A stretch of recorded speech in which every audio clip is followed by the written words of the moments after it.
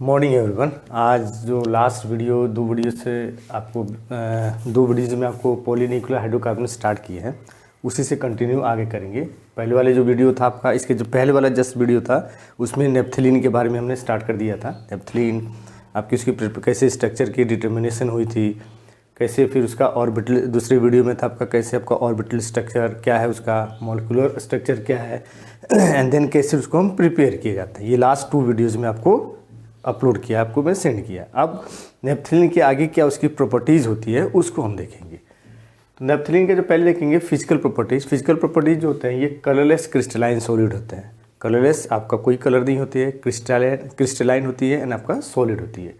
इसकी एक moth ball की तरह, और इसका जो ऑर्डर होता है एक मॉथ बॉल की तरह होता है। कैरेक्टरिस्टिक्स होती है, मेल्टिंग पॉइंट 82 डिग्री होती है, बॉइलिंग पॉइंट 218 डिग्री सेल्सियस होती है।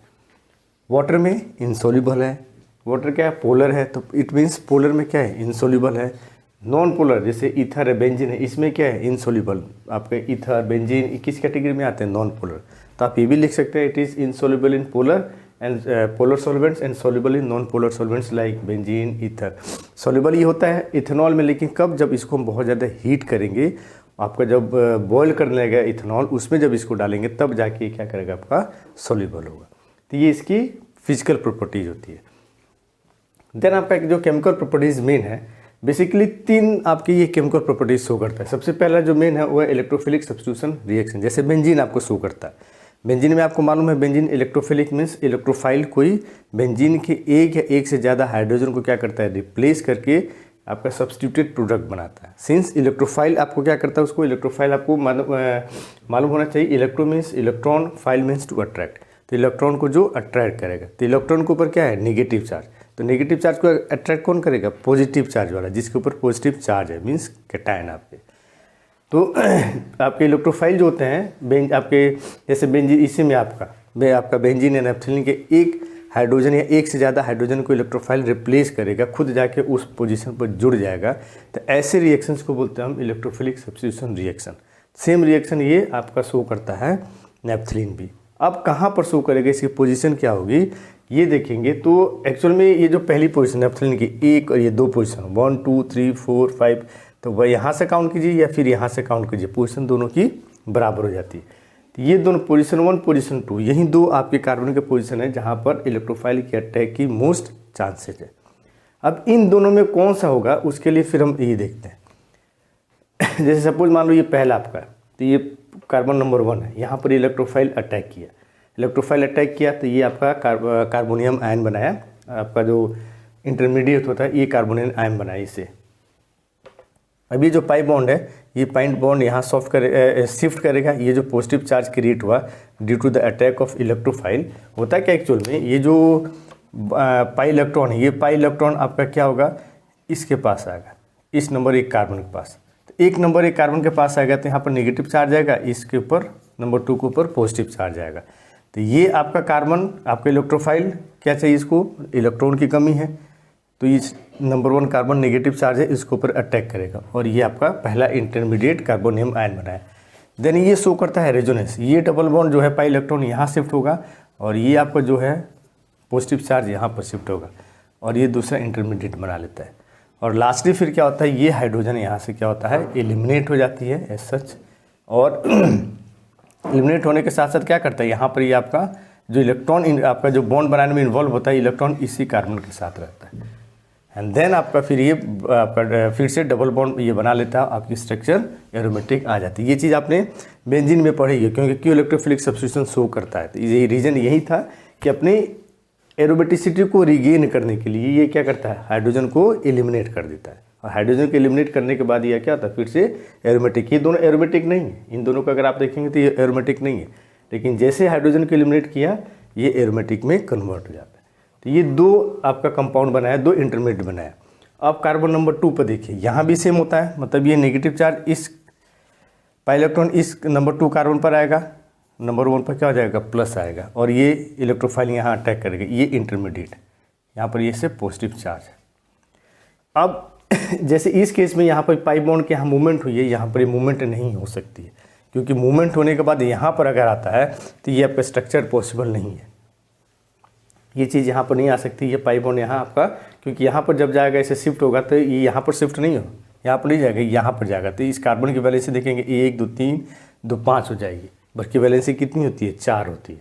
तो ये पॉसिबल आपका नहीं है। इसलिए इस केस में जब आपका इलेक्ट्रोफाइल अटैक करता है कार्बन नंबर पोजीशन 2 पर, तो सिर्फ एक ही आपका इंटरमीडिएट बनता है, एक ही रेजोनेटिंग स्ट्रक्चर बनता है। और रेजोनेंस के आप जो रूल होता है आपने पढ़ा होगा कि more the resonating structure of a compound more will the stability. मतलब दो कंपाउंड के बीच में अगर आप कंपेयर करते हैं कि कौन से कंपाउंड ज़्यादा स्टेबल है, तो जिस कंपाउंड की रेजोनेटिंग स्ट्रक्चर जितनी ज़्यादा बनती है मीन्स उसके ऊपर चार्जेस की उतना ज़्यादा डिस्ट्रीब्यूशन होता है, तो वो कंपाउंड उतना ज़्यादा स्टेबल होता है एज कंपेयर्ड जिसकी आपकी क्या होती है जो रेजोनेटिंग स्ट्रक्चर होता है वो जितना आपका कम होगा। तो यहाँ पर 2 रेजोनेटिंग स्ट्रक्चर है, यहाँ पर आपका 1 रेजोनेटिंग स्ट्रक्चर। अगेन इसमें भी आपका ये हाइड्रोजन एलिमिनेट किया और आपका 2 सब्स्टिट्यूशन प्रोडक्ट आपको बना लिया। लेकिन सिंस इसमें नंबर ऑफ रेजोनेटिंग स्ट्रक्चर ज़्यादा है as compare to carbon attack at 2, तो इसकी फॉर्मेशन ज़्यादा होती है, मीन्स ये ज़्यादा बनता है, ये आपकी अटैक यहाँ पर कम होता है। C2 पर होता है, ऐसा नहीं है, रिएक्शंस में आपको दिखाऊंगा होता है, लेकिन कब, जब बहुत ज़्यादा हॉट कंडीशंस लेते हैं हम, जो आपका क्या नाम है रिएजेंट लेंगे, जो सॉल्वेंट लेंगे उसको हम बॉयल करेंगे, या जब आपका कोई बल्कियर ग्रुप को जब हम अटैच करेंगे उस केस में कार्बन नंबर 2 पर अटैक होता है। लेकिन जनरली जो इसका अटैक होता है वो कार्बन नंबर 1 पर होता है। तो ये आपको पूछा जा सकता है 2 नंबर का जो क्वेश्चन है कि अटैक आपका जो है electrophilic substitution reaction naphthalene show करता है, किस पोजीशन पर ज़्यादा आपका प्रेफरेबल होगा और क्यों होगा। ये 2 नंबर भी पूछ सकता है, या आपका 2 नंबर भी ज़्यादा पूछने का था, आपको सिर्फ यही बनाना है, ये अटैक दिखाइए, ये स्ट्रक्चर बनाइए, फिर लिखिए कि since in attack 1 after attack at carbon 1 2 resonating structures are formed, whereas when electrophile attack at carbon 2 only 1 आपका जो only 1 resonating structure is formed, and as per resonance rule greater the number of resonating structure more will the stability. तो ये आपका stable है, आपका intermediate, ये stable है, तो रिएक्शंस इस मैकेनिज्म के थ्रू आपको फॉलो करेगा, इसके थ्रू फॉलो नहीं करेगा। तो ये बनाता है 1 सब्स्टिट्यूशंस। अब कौन कौन से इलेक्ट्रोफिलिक सब्स्टिट्यूशन शो करते हैं इसके बाद हम उसमें देखते हैं एक एक करके। हेलोजिनेशन, आपका नाइट्रेशन, सल्फोनेशंस, ये सारे के सारे होते हैं। आपका जो बेंजीन शो करता है, आपका नाइट्रेशन होता है, सल्फोनेशन होता है, फिल्डक्राफ्ट एसाइलेशन होता है, आपका ये जितने बेंजीन शो करता है सारे इलेक्ट्रोफाइल्स यहाँ पर भी क्या होते हैं, अटैक करते हैं। अब देखेंगे जब ये स्टार्ट किया आपका केमिकल रिएक्शंस, तो केमिकल रिएक्शंस में एक एक करके इलेक्ट्रोफिलिक पहले हम देखेंगे कि नेप्थलीन कैसे इलेक्ट्रोफिलिक सब्स्टिट्यूशन रिएक्शंस आपको अभी दिखाया, कैसे बताया। अब कौन कौन से ऐसे इलेक्ट्रोफिलिक सब्स्टिट्यूशन रिएक्शंस है जो नेप्थलीन शो करता है, तो उसमें पहला आपका nitration. Nitration means addition of nitro group, जो NO2 ग्रुप होता है उसको बोलते हैं हम नाइट्रो ग्रुप। तो ऐसा रिएक्शन जिसमें नाइट्रो ग्रुप जुड़ता है उसी को बोलते हैं हम नाइट्रेशन। ऐसा सच ये भी देता है आपका, हम नेप्थलीन लेंगे, इसमें नाइट्रिक एसिड और H2SO4, नाइट्रिक एसिड लेंगे आपका जो इलेक्ट्रोफाइल को फॉर्म करेगा, और सल्फ्यूरिक एसिड है जो आपका एज ए कैटलिस्ट के रूप में काम करेगा। इस नाइट्रेशन की नाइट्रेट आयन की जो होती है उसकी फॉर्मेशन को क्या करेगा, फैसिलिटेट करेगा। तो जब नेप्थलीन लेंगे, नाइट्रिक एसिड, सल्फ्यूरिक एसिड, उसको हीट करेंगे 60 डिग्री सेल्सियस पर, तभी हमें बनाता है आपका 1 नाइट्रो नेप्थलीन बनाता है। मैकेनिज्म का सेम है, मैकेनिज्म जैसे आपका पहला स्टेप जो आपका है जो बेंजीन में होता है, मीन्स HNO3 प्लस H2SO4, ये कंबाइन करके आपका बनाता है NO2 प्लस नाइट्रियम आयन जो आपका होता है, ये बनाता है, यही अटैक करता है। फिर आपका क्या होता है, जो अभी आपको दिखाया, ये अटैक करेगा इस पोजीशन नंबर 1 पर। पोजीशन नंबर 1 पर अटैक करने के बाद देन आपका इंटरमीडिएट जो कार्बोनियम आयन बनाया, एंड देन फाइनल कंपाउंड आपका ये बनाता है। यही इसकी 3 स्टेप में मैकेनिज्म होती है।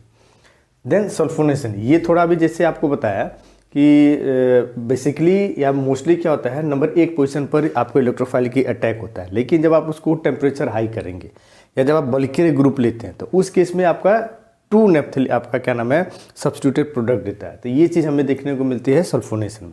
अभी नेप्थलीन लिए, H2SO4 लेंगे, 60 डिग्री पे हीट करेंगे तो आपका कंपाउंड मिलता है 1 नेप्थलीन में, सब्स्टिट्यूशन होगा नंबर 1 पोजीशन पर। यहाँ पर SO3H आके जुड़ जाता है और ये बनाता है 1 नेप्थलीन सल्फोनिक एसिड। लेकिन सिर्फ टेम्परेचर आपने बढ़ा दिया, 60 की जगह हमने लिया 165, और आपका कंपाउंड क्या हुआ, जो सल्फोनिक ग्रुप है पोजीशन नंबर 2 पर, कार्बन नंबर 2 पर आके जुड़ता है और ये बनाता है 2 नेप्थलीन सल्फोनिक एसिड। ये चीज़ याद रखिएगा, ये कन्फ्यूजिंग थिंग है यही चीज़ आपके एग्जाम में पूछता है। 60 डिग्री जब लोअर टेम्परेचर पर लिए तब आपका बन गया 1 पोजीशन पर आपका अटैक हुआ, 1 पोजीशन पर अटैच होगा, प्रोडक्ट बनती है 1 नेप्थलीन सल्फोनिक एसिड। लेकिन जैसे आपने टेम्परेचर बढ़ा दिया 165 कर दिया, ये जो अटैक है वो सेकंड पोजीशन पर होता है और ये बनाता है 2 नेप्थलीन सल्फोनिक एसिड बनाता है। देन आपका थर्ड है halogenation. Halogenation means addition of halogen. तो क्लोरीन ब्रोमीन यही 2 चीज़ सबसे ज़्यादा आपको जुड़ता है। इसमें हमें जैसे एसएच आप बेंजीन में हमें कैटलिस्ट की ज़रूरत पड़ती थी जब क्लोरीनेशन करते तो आपका FeCl3 या FeBr3 हम लेते थे, जो क्लोरीन आपका क्लोराइड आयन के फॉर्मेशन को क्या करता है, फैसिलिटेट करता था। लेकिन यहाँ पर हमें कुछ नहीं, नेप्थलीन लीजिए, क्लोरीन या ब्रोमीन डालिए, उसको कार्बन टेट्राक्लोराइड सॉल्यूशन में आपको दोनों को मिक्स कीजिए। मिक्स करने के बाद उसको हीट करना, बॉयल करना। जैसे बॉयल करते हैं आपका क्या होता है, यहाँ पर 1 क्लोरो, यहाँ पर 2 नहीं बनता, 1 क्लोरो नेप्थलीन बनता है, साथ में HCl गैस यहाँ पर। लेकिन आपको हीट करना पड़ता है, आपको थोड़ी सी बॉइलिंग करनी पड़ेगी। और कोई दूसरी इसमें आपका CCl4 है जो कार्बन टेट्राक्लोराइड है, इसका रोल एज ए सॉल्वेंट है, कोई कैटलिस्ट के रूप में हम यहाँ पर यूज़ नहीं कर सकते। तो ये पहले 3 आपका इलेक्ट्रोफिलिक सब्स्टिट्यूशन रिएक्शंस हैं। इसमें 2 और आते हैं आपका Friedel-craft alkylation and Friedel-craft acylation. Fourth आपका जो naphthalene electrophilic substitution reaction show करता है वो है आपका फ्रिडल-क्राफ्ट एल्काइलेशन एंड 5वां है फ्रिडल-क्राफ्ट। ये 2 और इलेक्ट्रोफिलिक सब्स्टिट्यूशन रिएक्शन ये नेप्थलीन शो करता है।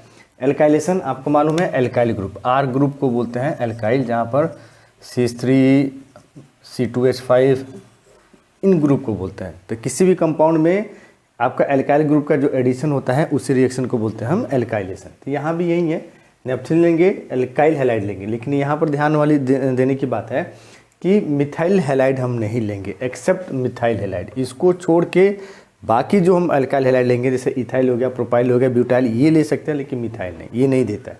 तो जब हम alkyl halide in presence of anhydrous AlCl3 as a catalyst जब लेते हैं तो यहाँ पर आपका देता है 2 अल्काइल, ये ध्यान दीजिएगा, 1 नहीं देता है, 2 अल्काइल नेप्थलीन प्रोड्यूस करता है। तो यहाँ पर जो आपको कंपाउंड देगा वो है 2 अल्काइल नेप्थलीन देता है, 1 नहीं देता है। अगेन ड्यू टू द, क्योंकि आपको बताया था जैसे इलेक्ट्रोफिलिक सब्स्टिट्यूशन रिएक्शन का जब मैकेनिज्म अभी बता रहा था कि क्यों 1 पर देता है 2 पर नहीं देता है, और 2 पर कोई देगा तो कंडीशंस 2 उसमें होता है कि 2 सब्स्टिट्यूटेड नेप्थलीन प्रोडक्ट 2 कंडीशंस में देगा। एक जब आप हॉट कंडीशंस रखते हैं, सॉल्वेंट लेते हैं, उसको बहुत ज़्यादा हीट करते हैं। दूसरा जब आप बल्कियर ग्रुप लेते हैं, तो बल्कियर ग्रुप लेने के कारण क्या होता है, यहाँ पर आएगा तो ये रिंग जो होती है, ये रिंग भी इसी प्लेन में होती है, तो उसका अटैक को ये थोड़ा हिंडर्ड करता है, और यहाँ पर आसान होता है इस साइड में, इसलिए ये 2 पोजीशन पर देता है। तो मिथाइल लेता है, मिथाइल को छोड़कर इथाइल प्रोपाइल जैसे जैसे साइज बढ़ती जाएगी यहाँ पर फॉर्मेशन आपको होते जाता है, तो ये आपको ध्यान देना होगा। देन सेकेंड आपका फ्रिडल-क्राफ्ट एसाइलेशन, ये भी देता है 1 और 2 बस, लेकिन इसमें क्या है आपका एसाइलेशन, हाँ एसाइलेशन का मतलब होता है RC, या एसाइल ग्रुप जो होता है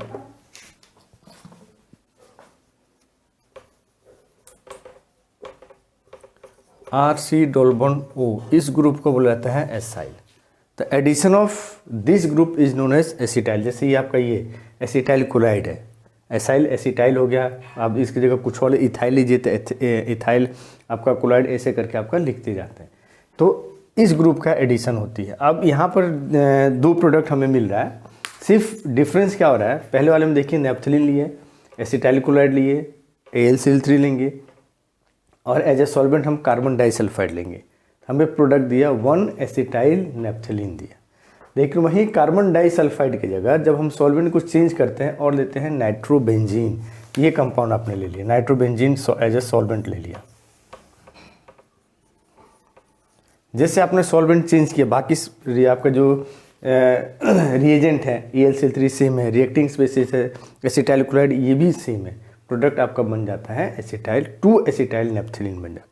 क्योंकि जो सॉल्वेंट है अगेन सॉल्वेंट इफेक्ट के कारण ये आपको शो करता है ये 2 एसिटाइल। तो ये भी ध्यान देने वाली चीज़ है, आपको यहाँ से भी आपका क्वेश्चन अराइज होता है, क्योंकि ये कन्फ्यूजिंग है।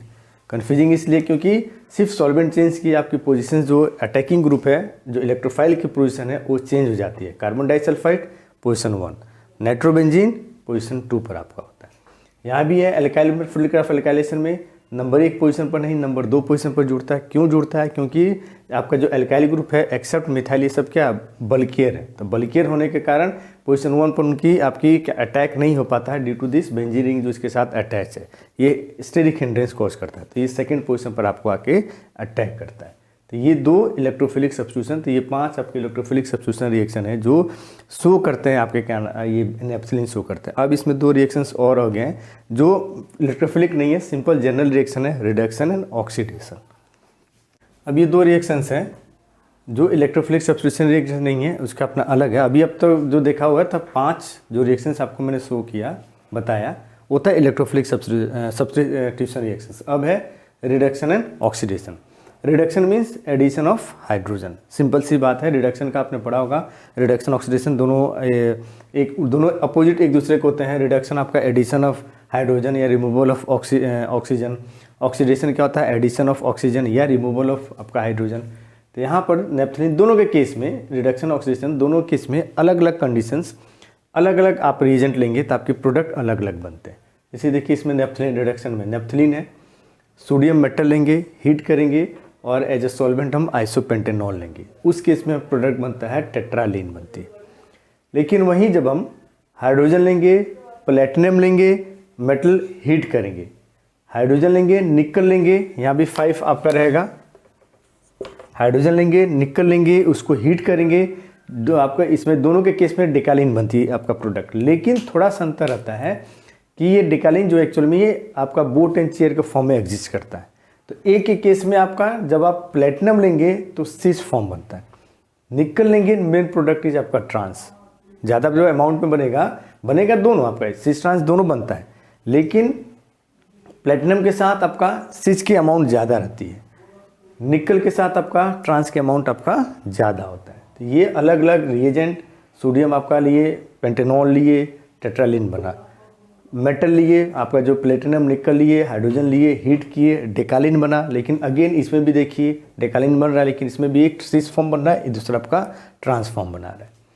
देन उसी तरह ऑक्सीडेशन है, अब अलग अलग नेप्थलीन लेंगे, एसिटिक एसिड लेंगे, क्रोमियम ट्राइऑक्साइड लेंगे, कंपाउंड हमें बनता है 1,4-नेप्थोक्विनोन, नेप्थाक्विनोन बनता है ये प्रोडक्ट आपका बना। वहीं अगर हम एयर में वेनेडियम पेंटाऑक्साइड लेंगे एज ए कैटलिस्ट, जब उसको हीट करेंगे 470 डिग्री सेल्सियस पर, तो ये नेप्थलीन आपका, इसका ऑक्सीडेशन होता है, कन्वर्ट होता है थैलिक एनहाइड्राइड में। इस थैलिक एनहाइड्राइड का जब हम एसिडिक हाइड्रोलिसिस करेंगे, एसिडिक हाइड्रोलिसिस, हाइड्रो मतलब वाटर लाइसिस टूटना, एसिडिक कंडीशंस में 1-2 ड्रॉप हम H2SO4 डालेंगे तो ये थैलिक एनहाइड्राइड कन्वर्ट हो जाता है आपका थैलिक एसिड में। तो ये 2 रिएक्शंस आपके और जो नेप्थलीन शो करता है रिडक्शन एंड ऑक्सीडेशन अलग अलग, ये भी आपका कंफ्यूजिंग है तो इसको भी याद रखिएगा। थोड़ा सा भी उसमें आपका रिएजेंट आपने चेंज किया तो पूरे के पूरे कंपाउंड क्या होती है आपकी, प्रोडक्ट टोटली चेंज हो जाता है। यहाँ भी नेप्थलीन, इसमें प्लेटिनम और निकल में आपका डेकालीन नहीं बनेगा, लेकिन थोड़ी सी आपकी क्या होती है, एक सिस फॉर्म बनाता है, एक आपका ट्रांस फॉर्म बनाता है। तो ये इसके रिएक्शन रहे।